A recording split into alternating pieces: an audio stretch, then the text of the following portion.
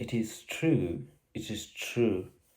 that a book can enlighten its readers and is in this sense superior to them. It is true that book can enlighten its readers and is in this sense superior to them. Should not be criticized by them until they understand it. Should not be criticized by them until they understand it.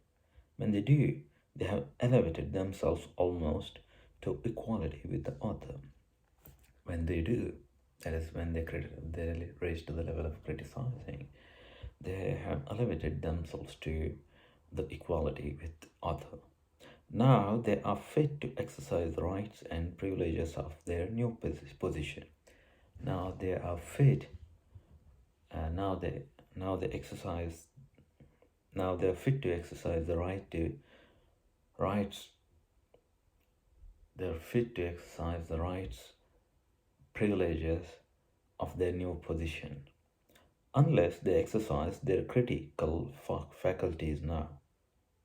Unless they exercise their critical faculties now, they are doing the author an injustice. He has done what he could do. He could to make them his equal. He's done what he could do to make his equal. He deserves that they act like his peers. They deserve that he act like peers.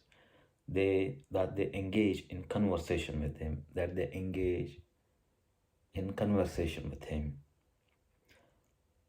That they talk back. That they talk back.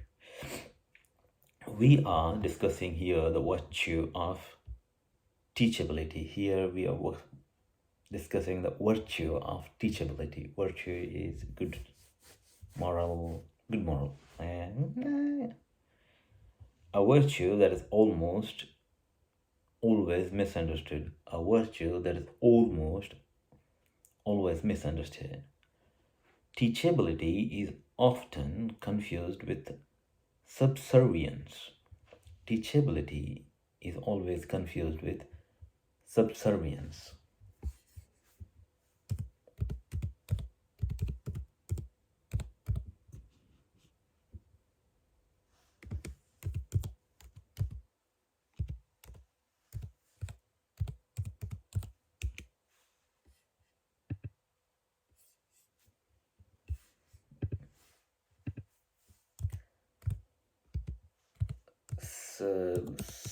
Subservience,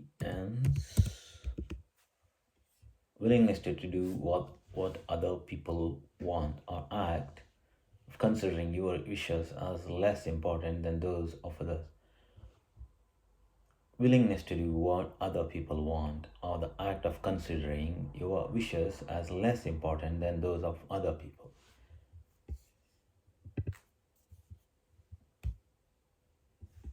Subservience. Subservience. Confused is subservience. A person is wrongly thought to be teachable if he is passive and pliable. A person is wrongly thought to be teachable if he is passive and pliable.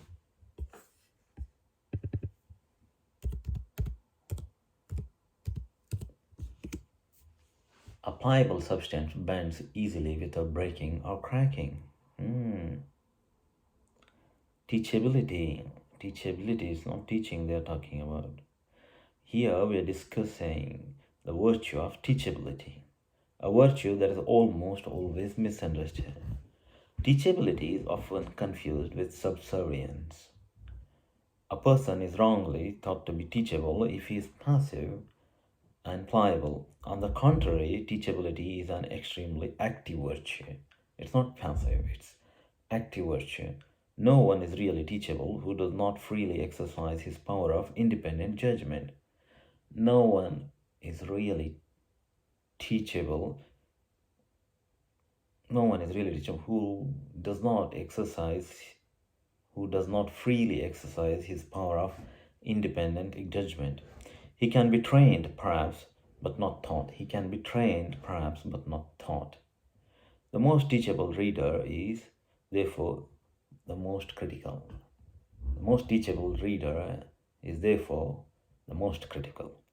He is the reader who finally responds to a book by the greatest effort to make up his own mind on the matters the author has discussed.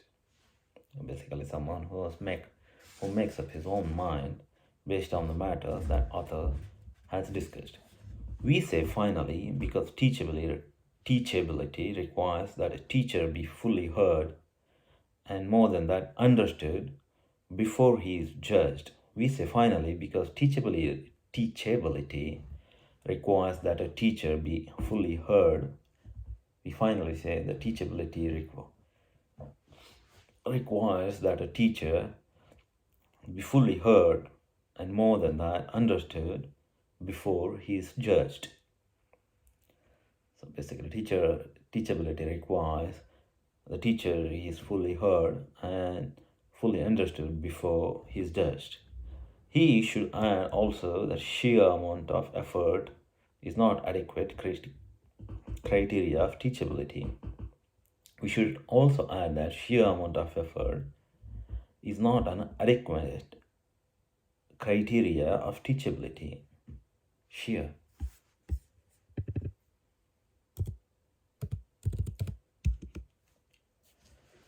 A very great important. Sheer suggestion is sheer nonsense. Sheer willpower.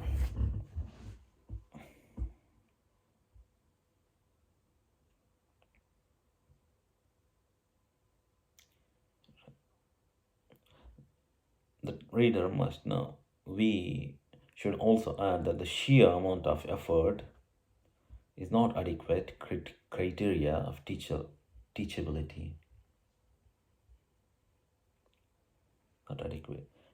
The reader must know how to judge a book, judge as he must know how to arrive at an understanding of its content. Reader must know how to judge a book.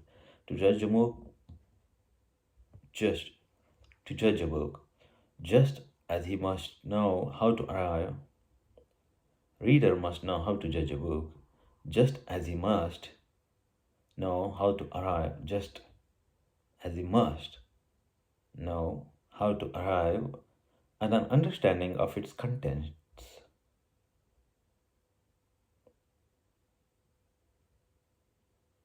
I'm just thinking about what does he mean, like why does he use just as he must? A reader must know how to judge a book, just as he must judge. Just, what does just means? Just like that. Now, very soon, or very recently, a very short time ago, at the present time, exactly, equally, reader must know how to judge a book exactly as he must know how to arrive at an understanding exactly or equally. Carpet would be just right for dining room. Twins look just like each other. Things turned out just as expected, as just only or simply. You'd like another drink? Okay, just one more. It was just a joke. Would be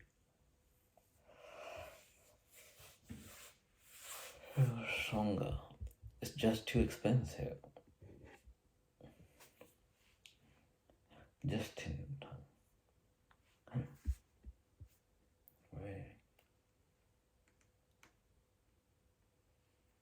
Okay.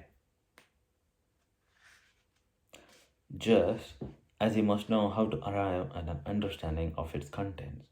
This third group of rule is for reading, then is guide to the last stage in the disciplined exercise of teachability. The third group of rule for reading then is guide to last stage in the disciplined exercise of teachability. So